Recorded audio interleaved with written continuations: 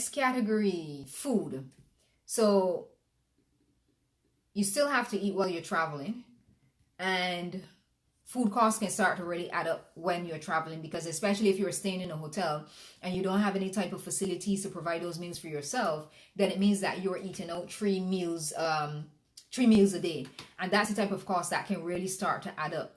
So when you are also putting together your budget, this is another one of the categories that you want to make certain that you have in your budget in terms of food. As I said before, if you've already decided that you want to have, like, say, a fancy dinner or a couple of fancy dinners while you're there, then you make certain that you allocate enough to put in the budget for that. If it is that your hotel is offering breakfast, then you know it's only 2 meals a day that you have to look for, and you start to decide exactly like how you want to. You don't have to narrow it down, but just get the general idea of how much it's going to cost to feed you or feed your family, etc., in a particular location. In terms of costing, I would suggest eat where the locals eat. That's always a classic one. And one of my favorite places for this is in Singapore. Now, Singapore is one of these very nice, pretty cities. Everything is clean. Everything works perfect and whatever. Nice restaurants, all of that, whatever that. But if you eat where the locals eat, you can eat for $5. Really good food. You just have to know which street you need to be on. And you get good, authentic food, which is one of the reasons why I always say to persons, like, I'm not really big on a lot of fancy restaurants sometimes in the location that you live in, because this is food that I can eat in Asia on the street for less than $5. So, eat where the locals eat. Once you find out where the locals eat and stuff like that, then of course, that's how you cut down on some of your costs. Hotel drinks and snacks are grossly overpriced. As a former hotel financial controller, I'm still baffled at who really drinks out to the minibar. Like, who really drinks the drinks out to the minibar? Buy your water, buy your snacks, buy your fruit from the convenience store. The convenience store may be more expensive than the supermarket, but it's still going to be way cheaper than the hotel. It's not worth it. Airplane food as well. Airport food. There are some major airports in the world where there are many options in terms of food, and you have different price range and stuff like that. I think Miami comes to mind as one. London, you don't do too bad in those. The Caribbean airports, the food is grossly overpriced. I understand why it is like that, because those persons have to pay a whole hell of money in order to get those concession stands. But at the same time, you're protecting your budget. If you know you're going to be in an airport for an amount of time, or especially how airplane travel in the Caribbean tends to be trash, and you're stuck sometimes in places, make certain that you decide how you plan to eat. Especially if you have little children, they will unravel on you in the airport. Just waiting. And the food is just expensive, and it's expensive for what it is. It's expensive for a sandwich. It's expensive for it's just crazy. So make certain that you have some level of idea as to what your options are. I will not fly from one place to the next with at least some level of snack that I know I will not fall down in bad feels in my bag. And again, especially when you are on a particular eating plan, and a lot of times, especially for people who are trying to lose weight and people who are on, like, let's say, keto and stuff like that, they will say, oh, I was doing so good until I went traveling and blah blah blah. And that's because they didn't think about what they were going to eat, the locations that they were going to go, and stuff like that. I eat a gluten-free diet to keep my health intact, and I have to know exactly where I'm going and what my options are. Chances are many of the airports in the Caribbean, the options are not going to be very many. And a lot of those options are going to be things like bread and sandwiches and whatever, which are no-nos. Even sometimes for the options of fast food may still be a no-no for gluten-free because the cross-contamination and stuff like that. And you really have to start to think about how to do that. If you have children that have allergies and things like that, you have to start to do that. I just suggest pack some little level of something. Now there are a lot of things that you can't actually move with through the airports, like fruit and whatever, or that you're not supposed to move with. but you can look up the things that you can carry with you and decide how to do that. I've been on air trips where I've cooked full-blown meals. I put them in a little, like one of those takeaway containers. I eat my food, I put the container in the garbage and truck on. Nobody's starving me in no airport or on a flight. I've also been on flights before where I specialized that I was supposed to have a special meal. By the time they got to me, there was no special meal. So all of these are things that do happen, and you want to really think. And for me, especially sometimes when you do long travel, for us who live sometimes out of Barbados and we're making that trek back to Barbados, the journey between Barbados and Bermuda, even if you can do it in one day, takes you 10 to 11 plus hours flat out, from one door to the next door. And it pretty much means that you're eating your 3 meals on the road on that particular day. And that's something that I keep in mind. And it's not only necessarily about the budget, it's about whether or not I'm going to be fed and how I'm going to be fed and where I'm going to pick up my meals and stuff like that. And these are things that you just want to make certain that when you put your budget together, that you don't leave food as just one of those things and think, oh yeah, whatever. No, you need to make certain that you have that in there as well. Again, food is one of these. There are 2 categories here that I'm saying should also tie back into your budget or your monthly budget and your yearly budget, and that is food. Because you're saying, well, I was going to eat anyhow, whether I was in my location or when I was traveling, I was going to eat anyhow. But sometimes it's not the same cost. Sometimes you're at an advantage, meaning that the country you live in is a lot more expensive than the country you are going to. So even if you eat 3 meals out a day, it's still equivalent to what you would eat at home. That's not always the scenario. So those are things that you just want to keep in mind for that type of category. Now, this is not really a category, but something you want to consider, and that is clothing. Make certain that you are packed for the weather and the activities that you are going to do. I'm going to use the example of Downs River. So when you go to Downs River in Jamaica, they sell you these nice little pretty shoes to go up top the rocks or whatever, that they have the nice rubber soles and stuff like that, and it's a safety issue. They will not let you go up in shoes that are not deemed to be able to manage the rocks and the slides. No, I don't think I had done deep research about how that was, but I knew that I was going to Downs River and I knew that I needed to have shoes that would have secure. So when I left and I was on my way in my bag, I had shoes that actually met the criteria. So whatever they were charging for the shoes or whatever, then that cost was not for me. And again, if it's one person, you'll be like, yeah, okay. But if it's a family, do you want to spend $60 on a pair of shoes that chances are you may not wear them after? You could use them as like beach shoes or pool shoes or whatever, but chances are you may not use them after, and that's just $60 that you've just spent on shoes for a family just to be able to go up the river. And especially when you're traveling for a family, it's more, this is a more reason why you really need to make certain that you're tying down your budgets and making certain that you're able to save wherever you can in between these type of activities. Because that $60 that you are going to spend on those shoes, that $60 could also be food to feed your family for the whole day. So put things into perspective.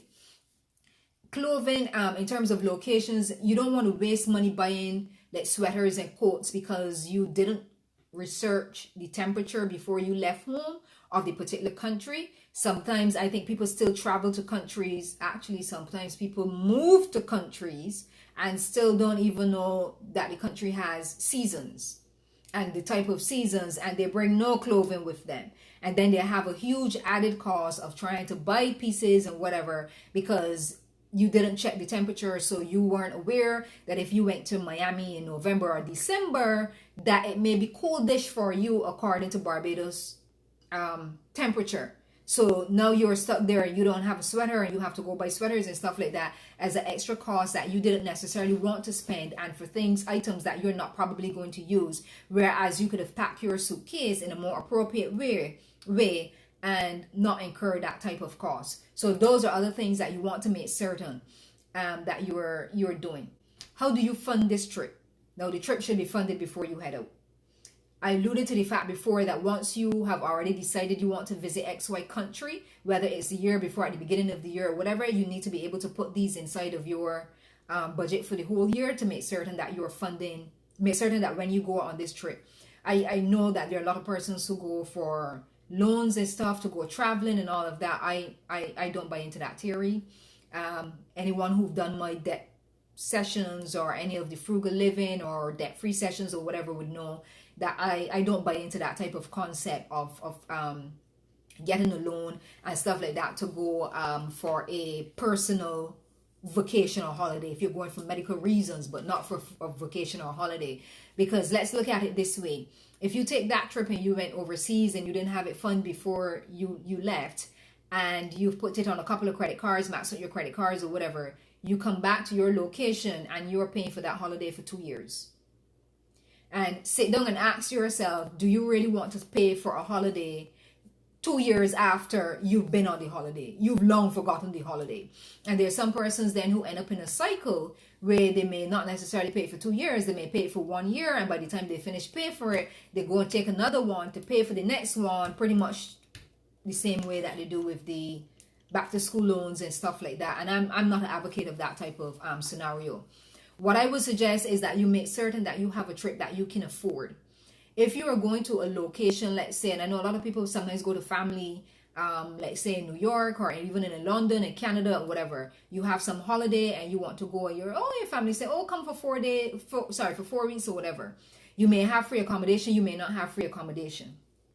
When you put together your budget and you realize that you cannot afford to be there for that amount of time, there's nothing wrong in saying, you know what, I can only afford 10 days. If you wanted to go to Miami or whatever, or Paris or whatever, pluck a location, and you wanted to go for 14 days, 10 days or whatever, and you look at it and you say, okay, based on the cost of what this is going to cost, I really cannot afford, because you know from this session we've done, you know what it costs to be in the particular location for a day. Most cities in the world, like when you're talking about London and those type of cities or whatever, you're talking almost $100 a day to be in those cities. So from that, you will know for a fact, if that's $100 a day, and that's not accommodation or your flights, that's just to be on the ground, transport and food and stuff like that. So you know, if that's $100 a day and I'm looking at 7 days, then that's $700 before I've even done my flights and whatever. And these are things that you need to consider. So then you can decide, either I can't afford 12 days, I can afford 5 days, or I can afford 6 days. If the location is a far location, you don't want to go to a far location for that little bit of time. So then you will say to yourself, look, you know what? I can afford to go to St. Lucia. I can afford to go to Antigua. I can afford to go to pick some place. I can afford to go to Canada. Pick some place pick another location or whatever that falls within your budget. And this is the whole thing about putting together your numbers before and stuff like that. Yes, there are some locations that we all want to say, oh, we've been to or whatever. And if that's the scenario, then make certain that you're saving towards those areas. You can also start a travel fund instead of taking out a loan, where you will say, okay, I'm going to do a little bit of extra work here. I'm going to declutter my house. I'm going to sell some of this stuff. I'm going to do this, whatever. And for the next 6 months, 8 months, I'm going to give some lessons, whatever. And for the next 6, 8 months or a year or whatever, every cent I get from doing this activity, I'm going to put to my travel budget. And that's an area, a way that you can able to then to make certain that your travel is funded without any additional costs. Now, if you get overseas and you funded a trip like that, and you get overseas and you want to spend a little bit of extra money on a little something or whatever, and you choose to say, okay, well, I didn't have this in my budget, and I'm at the max of my budget, but I don't have any debt on this trip, and I want to spend an additional, $400 or $500 or whatever, then, you have that option. But if you've already maxed out all your cards and maxed out all your loans and everything, then every day that you continue to spend money and every day that you continue to buy items, you're just strangling yourself. And the trip is then, is not the same excitement and enjoyment when you get back then and you're struggling to pay those cards or to pay back that money or whatever. How can you snag trips then for free or for short or whatever? Travel miles.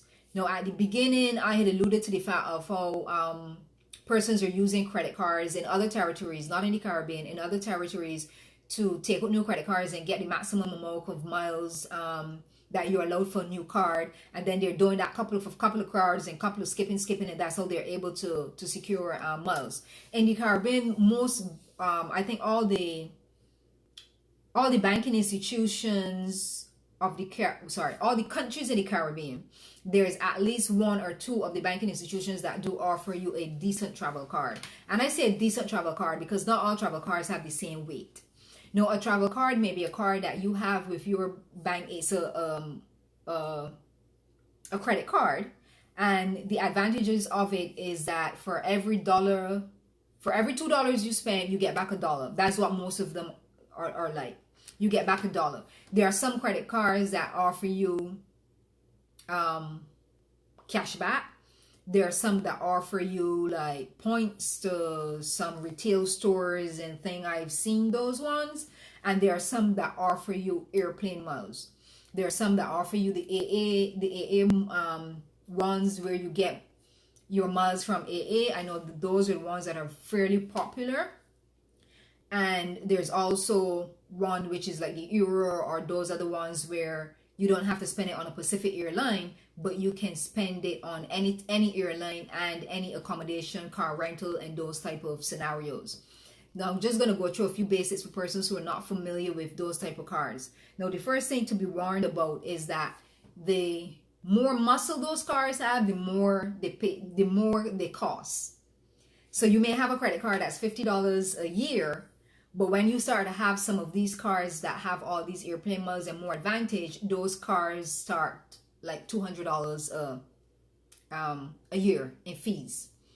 Is it worth it? Yes, it's worth it for hardcore travelers. If it's worth it for persons who only travel maybe once every 3 years, 4 years, it depends if you're someone who has a lot of expenses going through that you're able to garnish those miles. So that's how it comes down to deciding if it works for you. If not, it doesn't work for you. I think I had said about this in another session before when I said this is how you use credit cards on a daily basis. If you can manage your credit cards and you can manage your spending to gain the advantage. So for whatever expenses you have on a monthly basis, you pay all those expenses with your credit card. You pay off your credit card at the end of the month. So you incur no fees and you earn the miles. For every $2 you spend, they'll give you 1 mile.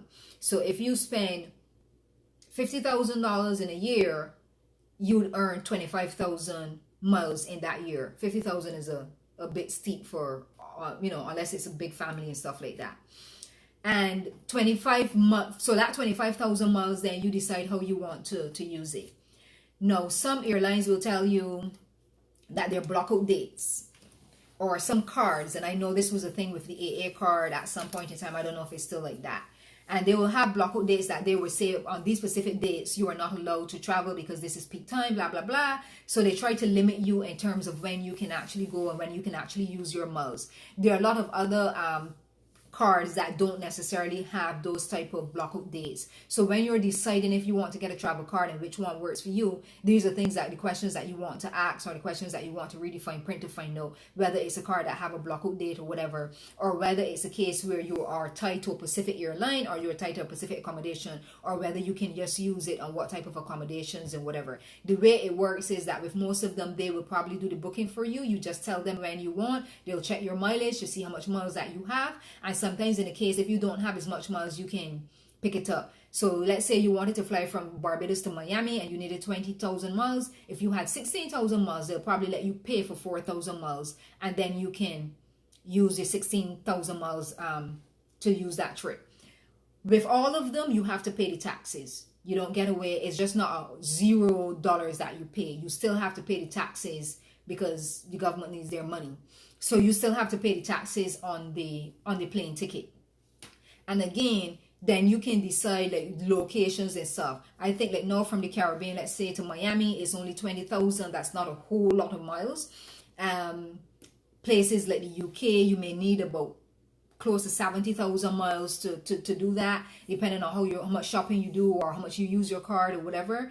These are things that you can accumulate over a period of time for things. And back to in terms of using your cards for daily activities, things especially like big purchases or how you would get it, like if you're paying your insurance on your car, swipe that credit card because you have it in your budget. It's already allocated. It's not like you're now trying to find the money. And these are the different ways why you need to get a handle of your financial situation, because these are the type of advantages then that persons who are in charge of their money management are able to capitalize on, as opposed to a lot of other persons.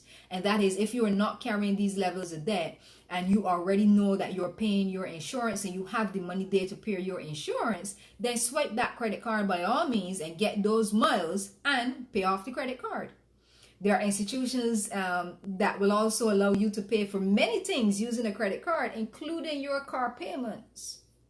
I got a whole lot of miles by doing that kind of stuff many years ago. There are actually some institutions that actually had to start to put a limit on what you can do, what transaction you can do using your credit card, or not necessarily what transaction you can use, but the airlines have started to put, let me say the airlines, one of these mile operators started to put a limit on the amount of miles that you could actually incur in a particular year, because businessmen were swiping their credit card to pay government taxes. And that's the level of what they were able to, that's how they're able to achieve the amount of miles that they were doing. And at some point in time, it got to the point where it was so crazy, because we're talking sometimes taxes at the end of the month for their businesses like $30,000-$40,000, and some of these businessmen were swiping their credit cards for that amount to get the miles. So in some cases they've had to put limits on some of those. But these are different ways that you can try to pay for your trips. I've done all of these before. And another thing with the type of travel cards that you may have, there are advantages built into them. Some of them already have insurance built into them, so that's one of the things that you could want to look at. Some of them, if you get stranded around the world, you can call them and they will make certain you get home. And some of them, in terms of emergencies, if somebody took sick or whatever, there are different advantages with these cards that they will make certain that you and your family are taken care of. If for some reason you were to lose, let's say, even your same credit card while you're traveling around the world, and you had one of these travel cards and one of the higher end travel cards, they will FedEx it out to you, or they will send you money and all sorts of different shenanigans that they will do once you have these type of cards. Another area in terms of fun, look into loyalty programs. So you can get these advantages with your credit cards, but in terms of the different hotel brands and stuff, like whether it's the Marriott or those, you can also buy into the loyalty programs. It costs you nothing. You just tell you want to be a member. You can either do it when you're checking in at the front desk, or you can do it online and become a member, and you can start to earn points if it's a hotel brand that you use often, or if it's in a city that you go to often or whatever, and you can build up some points like that as well. And even if you, let's say you went on a trip and you got back shortly after the trip, you can still sign on to like some of these programs, and there's a grace period in which between the trips that they will allow you to still earn the miles from the trip that you've taken previously, so you don't lose that. And these are different things. Some of them, it doesn't seem as though it's a lot that is happening in terms of the amount of miles that you get, but in between you get a little bit of advantages. Sometimes they'll email you and they'll tell you, oh, this time is XY price or whatever. Sometimes you can get a reduced rate. Or is the case sometimes where you get maybe a $10 off a night or $15 off a night for a trip that you were meaning to plan to go on anyhow. And $10 a night or $15 a night is nothing to snub your nose at per night off of a hotel room. I mean, yeah, we'll take it. So if you can sign up for some of these, I mean, Expedia, you also build points as well. Expedia points don't go nowhere unless you really travel often. But at the same time, you can become a VIP member where you can get a special rate. And at the same time, every once in a while, somehow you get a little $10 or $15 off a hotel room. Yeah, we'll take it. So you can join into some of these and help, gain you some benefits. So in all, as I started out by saying, it's not necessarily budget travel. as in looking for the cheapest rate, is making certain that when you travel that you stay on your budget, making certain that you spend the money in the areas that you want, that you do a lot of research. So if I was to sum it all up, I would say make certain that you research, go into the inner details, Google the places, find out how much it costs to do this, make certain that you've tied down your numbers, Google the distances between your accommodations and the airport. You know, you want to land in a country, you get on you get in a taxi, and then you realize, oh, this taxi cost me $125 to get to the hotel. Oh, I need another $125 to get back to the hotel, get back to the airport. At the same time, you could have probably taken the super shuttle. The super shuttle charges you $36 if you're willing to sit down with 12 other persons and get dropped off wherever. So you may arrive at your location a half an hour later, or maybe even an hour later, but you've saved the difference between $36 and $125. And these are all the different options that are out there. And depending on what your budget is and depending on how you feel, then you can do them. And it doesn't make you a specific type of traveler. I've gone into New York City before and I would refuse to pay for a taxi. I would always take the super shuttle. I'm like, where am I going? I'm already on holiday. And I will spend the extra 30 minutes or whatever. The last couple of years that I go into New York City, I don't even do that. I go straight, get in a taxi and go straight to Manhattan. Because you're a particular type of traveler in one season don't mean that you're a particular type of traveler in the next season, depending on where you're going. This may be a trip where you want to budget a bit more, where you want to stick in your budget, and you may have a big birthday that's coming up and you're saying to yourself, I'm going to save all of my money because I'm going to have the trip of a lifetime and I'm going to spend whatever it costs. Of course, you still look for the nice accommodation, you still look for the prices that you can get. You want to book in early and get a nice rate and whatever, but you've already decided, I am willing to sacrifice and work and put aside this money for this type of trip. And it's all up to you at the end of the day. I will end by saying, don't assume that packages deals are better or that they're cheaper. So you may have a deal from an agent or whatever that they may be saying to you, okay, we have a trip to, and it's including hotel accommodation, airplane, maybe a breakfast or whatever, and they offer you a X price. I would suggest to you to price that out for yourself, because this operator is not working for free. And while they get a cut from the hotel or whatever, in order for them to really fund their own businesses, they also add on a percentage on top of what the hotel is willing to offer. Let me break that down. A hotel may be offering a package at $1,500 for 4 days. They go to the tour operator and they say, we have this package on, it's $1,500 for 4 days. If you sell this package, we'll give you 20%. So that $1,500, the tour operator will get that 20% from the hotel. That 20% may not be enough to fund what they're doing or who they are or the type of lifestyle that they want or whatever. So they decide, I'm going to add an additional 10% on this because that 20% is not enough for me. So then they jack up the price of that $1,500 and they add 10% to that. And that's the package that they sell you at. So they're making their money. The hotel have already into the agreement. They will still just give the hotel the $1,500 less the 20% that was for them, but you've now paid at the higher rate. Now, you could have probably booked that same trip yourself by booking your own flight, booking your accommodation with the same hotel, and even with the same breakfast far cheaper. And this is how you want to make certain that you're doing your research as well. And there are occasions where even on Expedia or tour operators or whoever you're seeing the pricing on, you may see a hotel room that when you actually go to the hotel's website is actually cheaper on the hotel website.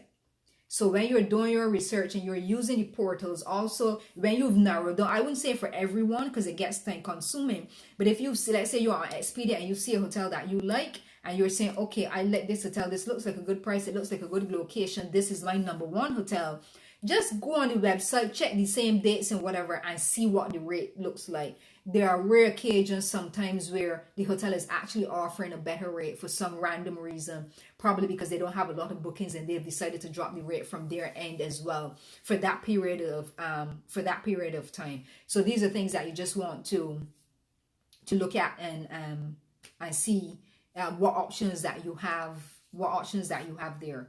But research, plan, put together your budget, book as early as possible as you can, and make certain that you just take a lot of the little haphazard things that may happen out of that, so that you can actually enjoy your time and that you can actually enjoy the fruits of your labor. Because when you spend this amount of money to go traveling or on a holiday or whatever, you want to really be enjoying yourself and not worrying about whether you're over the budget, or worrying about, oh, we've gotten here now and then we got to spend an extra $200 on this because we didn't realize this, blah blah blah, whatever. So research, plan. Google is your best friend.